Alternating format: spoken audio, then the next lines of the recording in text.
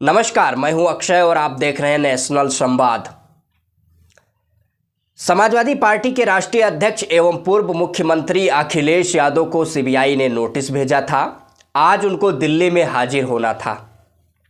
Samajwadi party के राष्ट्रीय अध्यक्ष अखिलेश यादव ने सीबीआई के नोटिस का जवाब देते हुए कहा है कि मैं लखनऊ में हूं और दिल्ली नहीं आ सकता हूं। वीडियो कॉलिंग के माध्यम से जांच में सहायता कर सकता हूं। 5 वर्षों तक नोटिस क्यों नहीं भेजा गया? चुनाव से पहले ही क्यों? ये हर कोई जानता है कि नोटिस कौन भिजवा रहा है। दरअसल में अवैध खनन मामले में अखिलेश यादव को जो सीबीआई ने नोटिस भेजा है, ये कोई अखिलेश यादव को ही नोटिस नहीं प्राप्त हुई है। इससे पहले भी झारखंड के पूर्व मुख्यमंत्री हेमंत सोरेन को सीबीआई ने गिरफ्तार किया। अरविंद केजरीवाल को लगातार सीबीआई की नोटिस भेजी जा रही है। राहुल गांधी को लगातार कई बार उनको सीबीआई ऑफिस बुलाया गया। बीजेपी सरकारी एजेंसियों का सीबीआई, ईडी जैसे सरकारी एजेंसियों का दुरुपयोग कर रही है। विपक्ष की आवाज को दबाने के लिए, विपक्ष को डराने के लिए। दरअसल में 2024 का लोकसभा चुनाव आ गया है और भारतीय जनता पार्टी को 2024 के लोकसभा चुनाव में हार का डर सता रहा है, क्योंकि उत्तर प्रदेश एक सबसे बड़ा प्रदेश है और सबसे अधिक लोकसभा सीटें उत्तर प्रदेश से आती है और यहीं से दिल्ली का रास्ता तय है। और समाजवादी पार्टी के राष्ट्रीय अध्यक्ष अखिलेश यादव एक बड़े नेता हैं विपक्ष के तौर पर उत्तर प्रदेश में, और अभी इंडिया अलायंस बना है जिसमें कांग्रेस और समाजवादी पार्टी का गठबंधन हुआ है।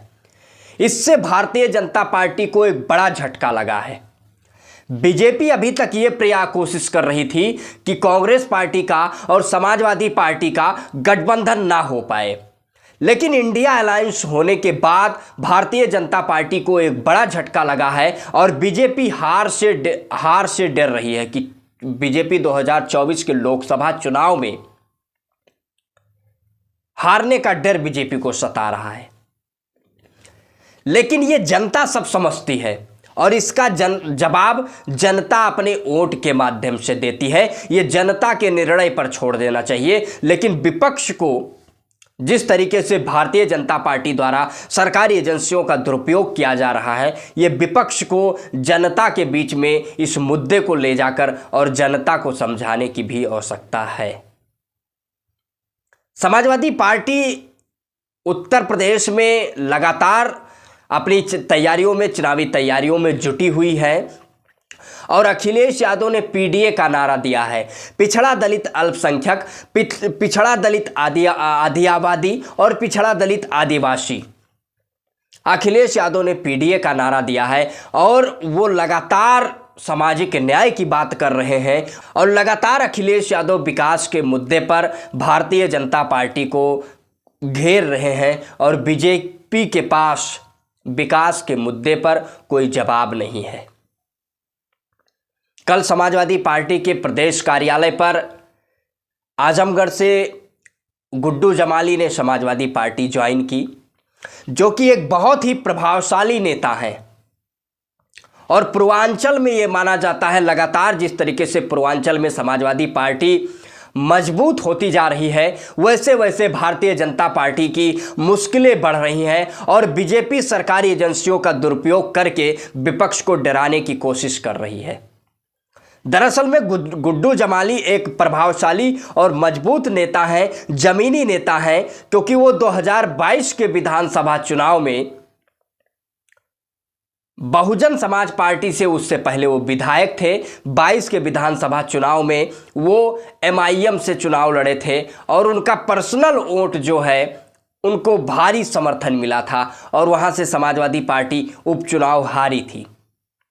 लेकिन उनके समाजवादी पार्टी में आ जाने से समाजवादी पार्टी मजबूत हुई है और पूर्वांचल में कई सीटों पर समाजवादी पार्टी गुड्डू जमाली के पार्टी में शामिल होने से उसका प्रभाव पड़ेगा।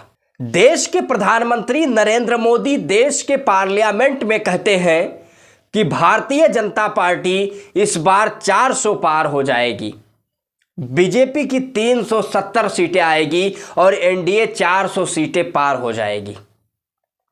यदि भारतीय जनता पार्टी और देश के प्रधानमंत्री नरेंद्र मोदी को यह लगता है कि बीजेपी 400 पार सीटें आएगी, तो सीबीआई और ईडी जैसे सरकारी एजेंसियों का दुरुपयोग क्यों? असल में मसला यह है कि भारतीय जनता पार्टी को हार का डर सता रहा है और बीजेपी ये मान चुकी है कि 2024 का राह आसान नहीं है। इसीलिए लगातार विपक्ष को डराने की कोशिश की जा रही है, विपक्ष की आवाज को दबाने की कोशिश की जा रही है। सोचिए, देश के बहुजन नेताओं को, ओबीसी एससी एसटी के नेताओं को जब सोशल मीडिया नहीं था तो किस तरीके से उनको बदनाम किया जाता था, समाज में उनके ऊपर भ्रष्टाचार का आरोप लगाने में कितनी आसानी होती थी। और आज सोशल मीडिया का दौर है, सीबीआई के नोटिस पर बीजेपी अखिलेश यादव को बदनाम नहीं कर सकती है, क्योंकि अखिलेश यादव ने उसका स्पष्ट जवाब दिया है कि मैं लखनऊ में हूं और चुनाव से पहले ही नोटिस क्यों। और ये देश की जनता समझती है, इसलिए अब बदनाम नहीं किया जा सकता है। सीबीआई के नोटिस के माध्यम से तमाम उन हथकंडों को अपनाकर ओबीसी एससी एसटी समाज के नेताओं को कई वर्षों से 70, 80, 60 के दशक से जिस तरीके से उनको बदनाम किया जाता था, उनके खिलाफ एक परसेप्शन बनाने की कोशिश की जाती थी और उनको सीबीआई और ईडी का नोटिस सम्मन भेजकर एक सम्मन के नाम पर उनकी बदनामी की जाती थी। लेकिन अब वो दौर जा चुका है और ओबीसी एससी एसटी समाज के लोग जागरूक हो रहे हैं और सोशल मीडिया ही बहुजन मीडिया है। सोशल मीडिया के माध्यम से जिस तरीके से ओबीसी एससी एसटी समाज के लोगों में जागरूकता फैल रही है, इस विषय पर आप सभी लोगों की क्या प्रतिक्रिया है? आप अपनी प्रतिक्रिया कमेंट बॉक्स के माध्यम से अवश्य दें। यदि वीडियो को यूट्यूब चैनल पर देख रहे हैं तो चैनल को सब्सक्राइब करें, वीडियो को फेसबुक पेज पर देख रहे हैं तो पेज को फॉलो करें।